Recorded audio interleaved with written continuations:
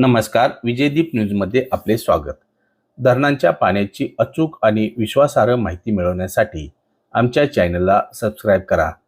आज रविवार 5 जुलै सकाळचे नीरा खोरे अपडेट. नीरा खोऱ्यात पावसाची संततधार सुरू असून धरण पाणलोट क्षेत्रात सुरू असलेल्या पावसाने धरणात येणाऱ्या पाण्याची आवक वाढली.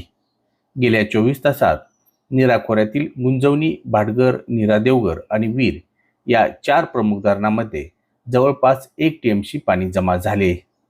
खोऱ्यातील नीरा देवघर धरणावर 62 मिलीमीटर, भाटघर 26 मिलीमीटर, वीर 10 मिलीमीटर तर गुंजवणी धरणावर 63 मिलीमीटर पाऊस नोंदवला.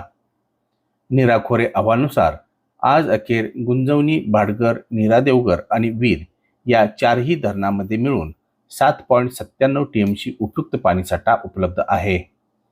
म्हणजेच सरासरी धरण टक्केवारी 16.13% इतकी आहे. गत वर्षाच्या तुलनेत यंदा या 4ही धरणांमध्ये 22.62 टीएमसीने उपयुक्त पाणीसाठा कमी असून धरण पाणलोट क्षेत्रात आणखी चांगल्या आणि सातत्यपूर्ण पावसाची गरज आहे.